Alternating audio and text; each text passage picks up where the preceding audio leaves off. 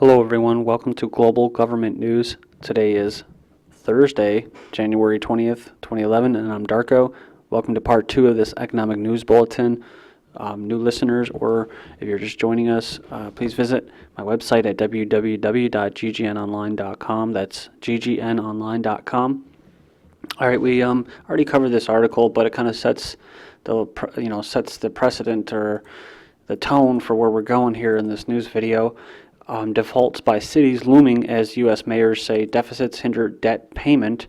Talking about big cities like L.A. and Chicago defaulting on their bonds. And we covered the first part of the 22 signs that austerity has arrived in America. And the first one is the financial manager of Detroit Public Schools wants to close half of all city schools, leading to class sizes up to 62 students. All right, next up is Detroit Mayor Dave Bing wants to cut 20% of the city off from police and trash services.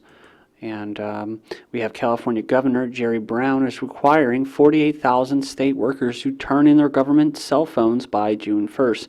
That's right, I've covered articles about this. Mr. Brown, he wants to cut a lot of programs. I mean, he's talking about, what is it, just millions of dollars worth of programs. New York Governor Andrew Cuomo is proposing to completely eliminate 20% of state agencies. I wonder which ones. So, New York City Mayor Michael Bloomberg has closed 20 fire departments at night and is proposing layoffs in every single city agency. Illinois lawmakers recently pushed through a 66% increase in the state's personal income tax rate. Yeah, I covered that as well. It's not good news for Illinoisans. The town of Pritchard, Alabama, recently stopped sending pension checks to retirees in violation of state law. Wow. New York Governor Chris Christie purposely skipped a scheduled $3.1 billion payment to the state's pension system. And we have, at number 9, New York City still faces a $10 billion budget deficit this year, even after cutting $1 billion from the education budget and laying off thousands of teachers. Major cuts to Newark, New Jersey's police force have led to a substantial spike in the city's crime rate. But that also, I just want to go back to this because I have to put this out there. They also have not gun bans, but they're also, but they are kind of anti-gun. I don't know any other way to put it. I mean, there's very few states that are gun friendly. But they're not one of them. So, you can cut the police, but if you don't let the citizens arm themselves freely, well, then you're going to have crime rates. So that's just a fact. Camden, New Jersey, the second most dangerous city in America, recently laid off half of its police force due to a huge budget shortfall. So it says here, Philly, Baltimore, and Sacramento have started rolling brownouts, shutting down city fire stations on a rotating basis. And it says here, in Georgia, Clayton County eliminated its public bus system to save $8 million. Due to budget cuts, Oakland police will stop responding to several crimes, including car wrecks, grand theft, and burglary. And I actually covered an article recently about paramedics. The ambulances are going to stop doing runs in one city. Painful signs. Number 15 in Connecticut, the governor wants state legislators to pass the biggest tax increase the state has seen in 2 decades. State parks and historic sites are deteriorating due to widespread budget shortfalls. Arizona, I was going to say, don't worry, there'll be the Sierra Club and foreign companies, corporations to come in and buy up all that lovely land that we call ours, right? And so the next one up is number 17. Arizona has decided to stop paying for many types of organ transplants for people enrolled in the state's Medicaid program. Arizona is so desperate for money, they have sold off the state capitol building, the Supreme Court, and the legislative chambers. All over the nation, asphalt roads are being ground up and replaced with gravel because it is cheaper to maintain. So how about that, guys? Gravel. Illinois is such a financial disaster zone, it is difficult for even the state comptroller to describe. And number 21, Chicago's budget is in such dire straits, officials are toying with the idea of setting up a city-owned casino to raise cash. Michigan Governor Rick Snyder is desperately looking for ways to cut the budget and says there are hundreds of jurisdictions in the state could go bankrupt in the next few years. And number 23, but everything you just read is only the beginning. And 24, this is just the beginning. So we're going to move on here. The House just voted to repeal Obamacare, and now it goes to the Senate. And it said it was voted 245 to 188, and it goes to the Senate, where Harry Reid says it won't come up for a vote. And next up is Obama may cut Social Security. 1-year payroll tax holiday key to toppling senior safety net, Sanders warns. Social Security may be on the White House chopping block. A U.S. Senator recently told Raw Story, expressing deep uneasiness about President Bolsonaro's noncommittal attitude towards staving off cuts to the cherished programs. Quote, I have to tell you, I've been on the phone to the very, very highest levels of the Obama administration, and the responses that I'm getting are not assuring. Senator Bernie Sanders of Vermont said in an exclusive interview, quote, what I'm told is that no definitive decisions have been made on the issue of Social Security. I expect that is probably true. States warned of $2 trillion pensions shortfall. U.S. public pensions face a shortfall of $2.5 billion that will force state and local governments to sell assets and make deep cuts to services, according to the former chairman of New Jersey's pension fund. Year ahead looms as toughest yet for state budgets across the country. States face painful decisions as budget deficits cut into core services.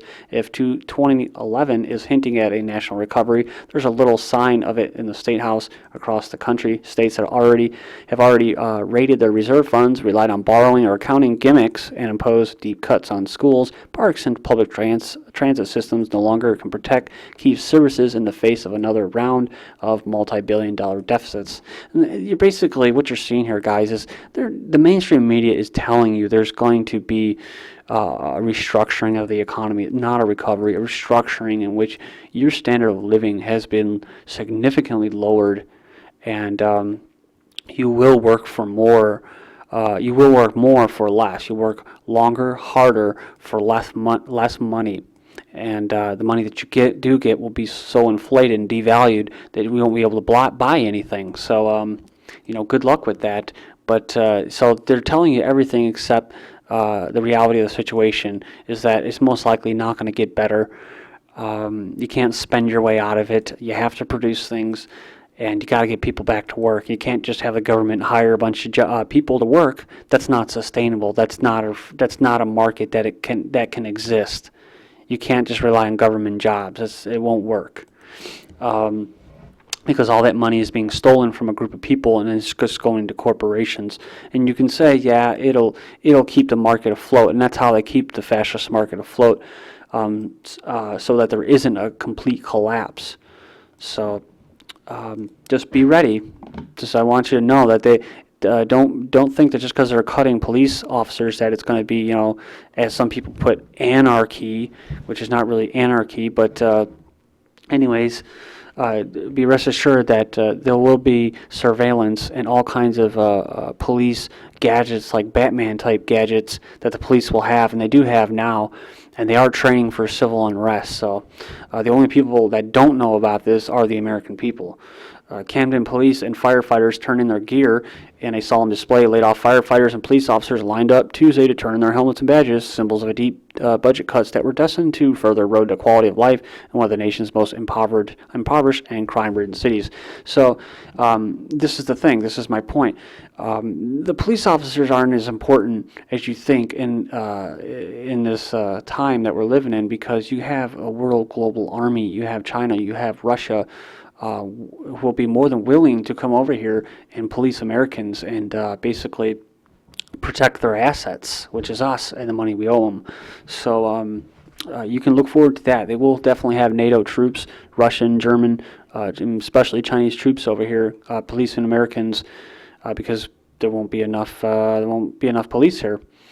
So, and that's what all the cameras and all the stimulus funds, not all the stimulus, but a lot of the stimulus funds went towards traffic cameras and security and different types of security infrastructure. So, we're gonna move on here.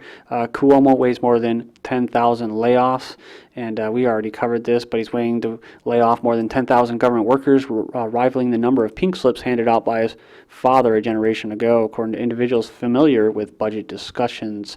Without aid, Detroit Public Schools may close half of its schools. UK national debt soars to £7,000 a second. Look at that, £30,000 per family. Next up, UK annual inflation reached 3.7%. The annual inflation rate in the UK has hit a record at 3.7% in December. And moving on here, elderly are left £700 a year worse off as inflation jumps. Pensioners will be hardest hit by rising inflation, with figures suggesting that those over 65 will lose more than £700 a year.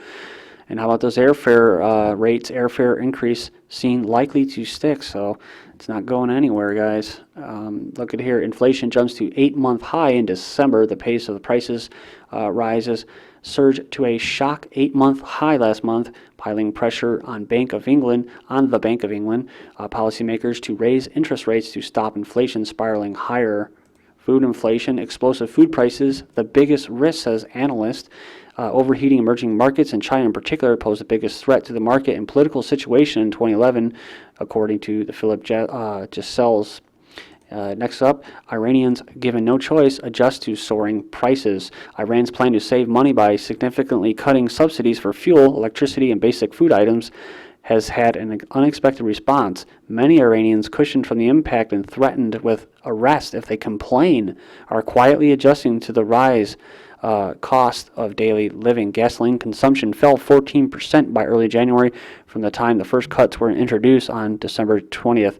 That's right. Yeah, they used to have all kinds of subsidies going, and now they're all cut in Iran. And it says here, in corrupt global food system, farmland is the new gold. Canada, famine-howled farmers watch trucks loaded with grain grown on their ancestral lands headed for the nearest port, destined to fill richer bellies in foreign lands. This scene has become all too common since the 2008 food crisis.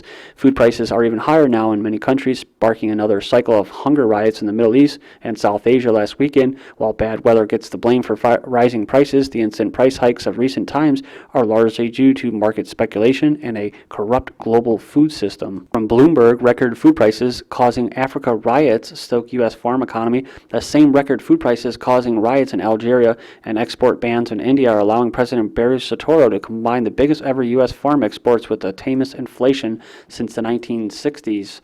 Food bubble collapse threatens survival of human civilization. All my links are posted in the video's description below the video if you go to YouTube, so you can check out all the links and the headlines there. Higher energy and food costs lift wholesale prices. A spike in oil and food costs pushed wholesale prices up last month by the biggest amount in nearly a year, a trend that could threaten the still fragile global economy. Malnutrition has an indigenous face in Peru. Indigenous children under 5 in Peru's highlands region still bear the brunt of chronic malnutrition. It says even though local authorities in those areas received millions of dollars worth of taxes between 2006 and 2010 from the mining companies operating there.